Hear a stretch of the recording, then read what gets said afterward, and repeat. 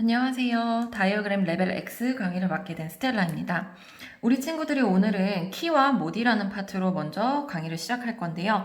우리가 이제 앞으로 이런 레벨 X 단계에 해당되는 친구들은 다이어그램 심화 과정으로 계속해서 들어갈 거기 때문에 그 과정을 시작하기 전에 앞에 프리 다이어그램 단계에서 배웠던 가장 핵심적인 부분들을 복습하고 들어갈 수 있도록 그렇게 진행할 예정입니다.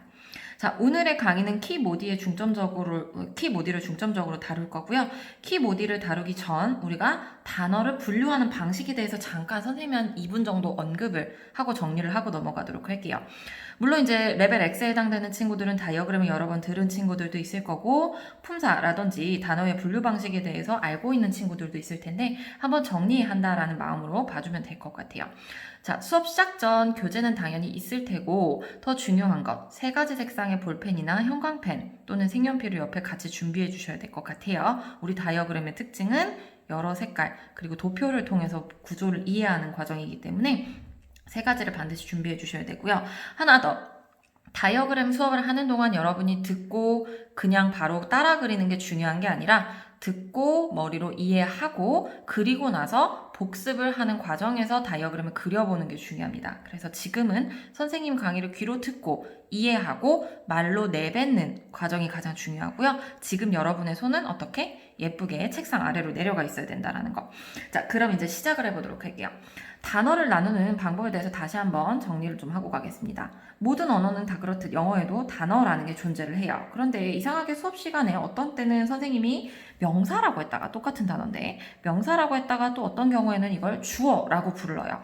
그래서 우리가 그 단어를 부르는 방식을 먼저 정리를 하고 가겠어요. 단어는요, 여러분의 이제 밑에 P2라고 적혀 있는 페이지 2를 보면 품사라는 말이 여기 보이고 그 밑에 뭐 verb, noun, adjective, adverb 이렇게 나와 있을 거예요. 품사라는 개념은 무엇이냐면 단어가 가지고 있는 의미들을 살펴봤더니 얘랑 나타내는 게 같은 성격이네 라고 해서 단어의 의미가 나타내는 성격에 따라서 단어를 품종을 다르게 부른다 라고 해서 품사라고 하는 아이가 있어요. 품사라고 하는 아이들은요, 우리말에서 사로 끝나는 아이들로 나눠줍니다. 그래서 사람이나 사물이나 동물의 이름을 나타내는 아이들을 뭐라고 하나요? 그렇죠. 명사라고 하죠. 여러분 같이 입으로 불러주셔야 돼요. 자, 동작이나 상태를 나타내는 단어들, 단어 의미 중에서 동작이나 상태를 나타내는 단어 의미를 우리가 그렇죠. 동사라고 이렇게 부르기로 했어요. 자, 어떤 경우는 명사를 수식한다 이렇게 들어본 친구도 있을 거고요. 어떤 경우는 니은 받침으로 끝나요. 예쁜, 아름다운, 키 큰, 멋진 이렇게 니은 받침으로 끝나는 그런 아이들을 우리가 그렇죠. 형용사, adjective, 형용사 이렇게 부르기로 했고요. 또는 fast, quickly 라든지 아니면 빠르게 이렇게 의미를 더해주는, 부가해주는 아이들을 우리가 그렇죠. 부사라고 부르기로 했다라고 하는 품사가 있어요. 자, 그리고 여기 하나 더 할게요.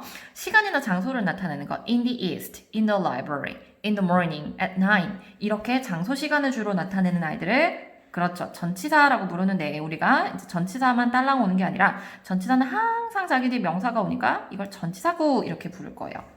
그래서 영어는 각 단어의 의미가 가진 공통적인 성격에 따라서 분류하는 방식이 있고 그걸 우리가 단어의 품종이라고 해서 품사 이렇게 부릅니다.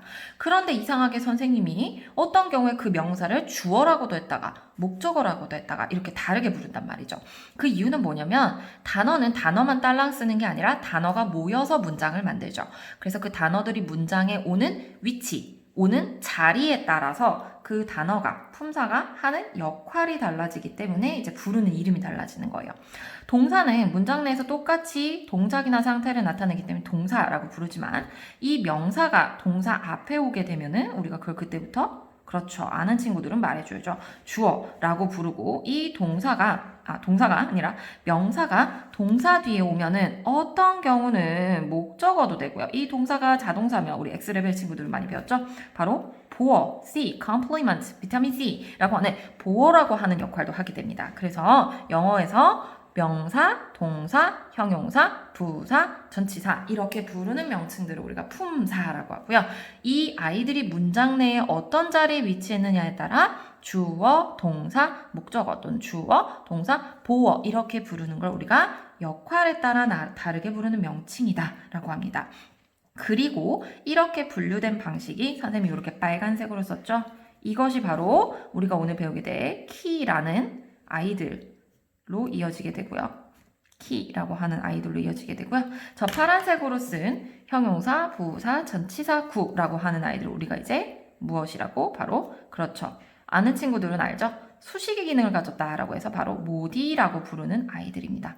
그래서 키와 모디라는 개념은 이제 우리 배웠던 걸 한번 적용을 해볼게요. 키와 모디라는 개념은 키는 영어 문장에는 절대 없어서는 안 돼. 반드시 중요한 아이들.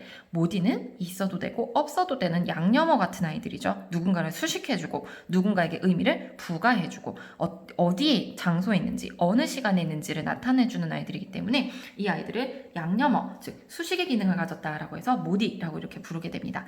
그래서 우리가 프리 다이어그램 기초에서 배우죠. 영어는 뭐예요? 라고 얘기를 했을 때 영어는 뭐예요? 라고 했을 때 반드시 있어야 되는 아이들 그것을 무엇이라고 한다? 그렇죠.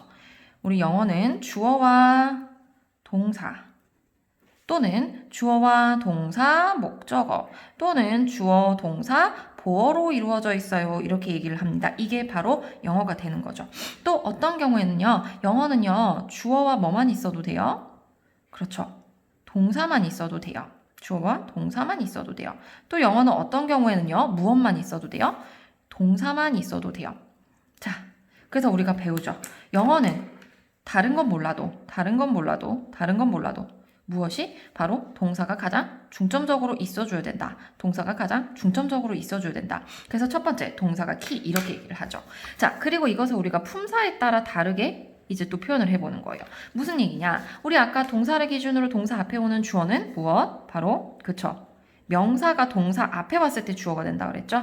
그래서 NV 그리고 동사 뒤에 목적어나 보어가 오려면 어떤 품사가? 그렇죠. 바로 명사가 동사 뒤에 오면 목적어가 될 수도 있고 보어가 될 수 있다. 그래서 SVO, SVC는 NVN 구조를 가지고 있죠. 또는 주어와 동사만 있을 경우에 주어는 어떤 품사가? 그렇죠. 명사가 동사 앞에 오면 주어 역할을 하게 된다. 그리고 동사는 동사 역할을 한다. 그래서 SV는 NV의 구조를 가지고 있어요. 자, 그럼 여기서도 하나 눈에 띄는 점, 우리 프리 다이어그램 때를 잘 떠올려 보세요. 자, 동사뿐만 아니라 무엇도 바로 명사들도 무엇이 문장에 절대 없어서는 안 돼. 반드시 필요한 존재이다. 자, 무슨 얘기냐? 동사와 명사는 결론적으로 무엇이다? 동사와 명사는 결론적으로 무엇이 된다? 바로 키가 되는 거예요. 다시 무엇과 무엇이요?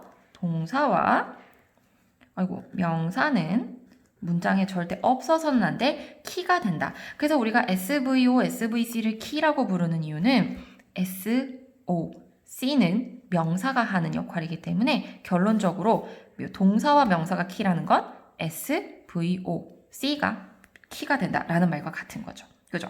자, 이번에는 모디로 갑니다. 자, 모디라는 아이는 문장을 뭐 할 때? 그렇죠. 길게 확장시켜줄 때 쓰는 아이들이라고 얘기를 했어요. 그래서 명사를 꾸며주는 형용사나 또는 동사 형용사를 꾸며주는 부사나 또는 문장에 확장시켜줄 때 전치사구가 여기 뒤에 붙어서 문장이 길어지게 되죠.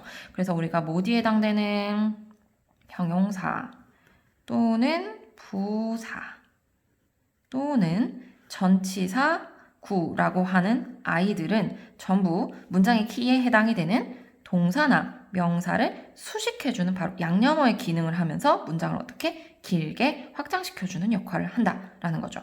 여기까지 이해가 됐다면 자, 두 번째 P2 페이지는요. 설명을 하지 않고 여러분이 간단하게 읽어볼 수 있도록 자료를 만들어 놨어요.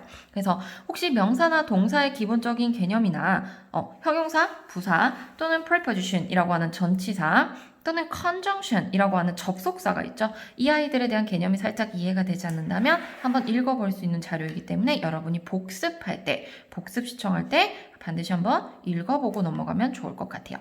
자, 그럼 우리가 앞에 P1에서 배웠던 이 부분이 실제 문장에서 어떻게 키로 나타나고 어떻게 모디가 돼서 문장이 확장되는지 이제 넘어가 보도록 할게요.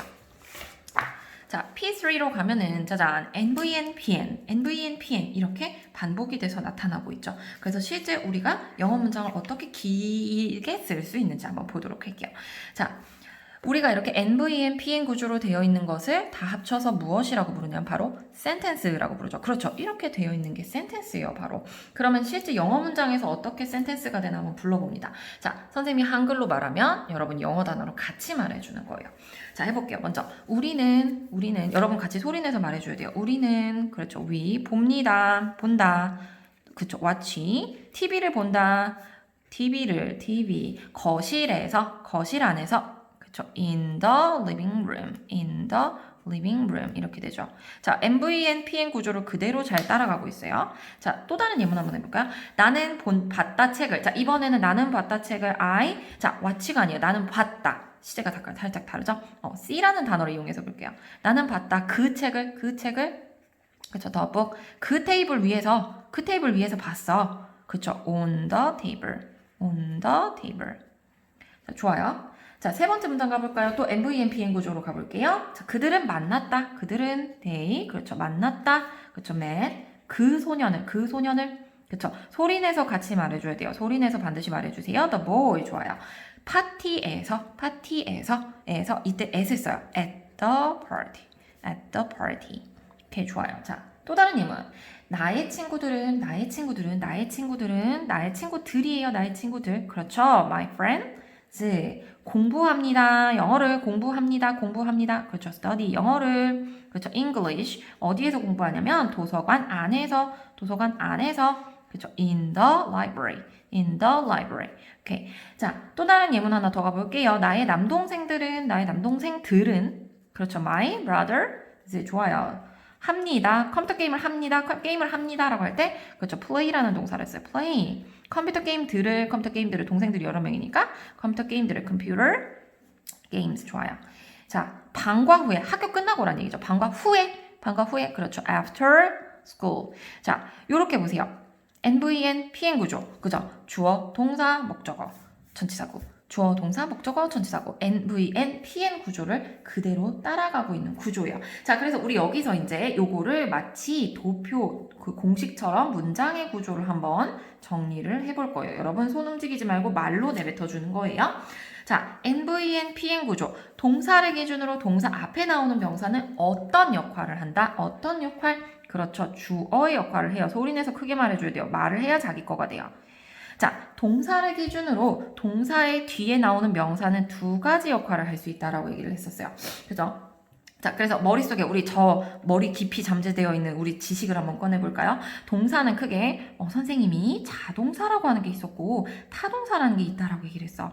즉, 무슨 얘기야? 비동사도 배웠고 우리 일반 동사라는 게 있다라고 얘기를 했었어요. 그죠? 자, 그렇다라면 일반 동사 타동사부터 먼저 가볼까요? 영어 동사의 거의 대부분이죠. 타동사 뒤에는 명사가 나오면 어떤 역할? 그렇죠. 어떤 역할? 아는 친구들 계속 대답해줘야 돼. 목적어 역할 한다고 그랬고 비동사 뒤에 나오는 명사는 무슨 역할? 그렇죠. 보어 역할을 한다. 이렇게 우리가 프리다이어그램 때 한 번씩 다 했었어요.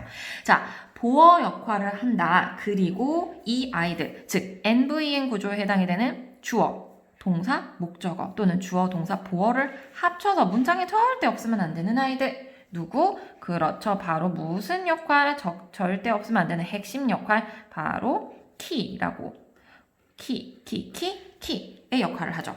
그러면 우리 뒤에 나오는 이 PN, 장소나 시간을 나타내는 아이들을 뭐라고 한다고요? 장소나 시간을 나타내는 아이들을 그렇죠. 모디 이렇게 얘기를 합니다. 자, 근데 사실 우리가 모디가 PN만, 전치사구만 있는 거는 아니었어요. 아까 형용사도 있었고 부사도 있었죠. 그래서 우리가 형용사 부분을 조금 더 자세히 보고 형용사를 통해서 또 어떻게 문장이 더 확장될 수 있는지 알아보도록 할 거예요. 자, 일단 선생님이 예쁜 사과를 하나, 그림을 잘 못 그리는데 예쁜 사과를 그려봤어요. 자, 이렇게 사과가 있어요. 사과는 영어로 뭐예요? 그렇죠. apple. 자, 사과는 apple. 이라고 하는 명사예요. 그죠? 자, 이 명사를 우리 이렇게 한번 해볼까요? 맛있는 사과는 뭐라고 할까요? 맛있는 사과? 그렇죠. delicious apple 이라고 하죠. 자, 그럼 이 사과가 엄청 커. 대빵 큰 사과. 그렇죠. big apple. 자, 그 다음에 사과가 동글동글해요. 동글동글한 사과. 그렇죠. round를 붙일 수 있어요. 자, 이 아이들은요, 전부 애플이라는 명사를 뭐 해주고 있냐면 어떤 사과인지를 말해주고 있어요. 어떤 사과인지를 이렇게 예쁘게 꾸며주고 있어요.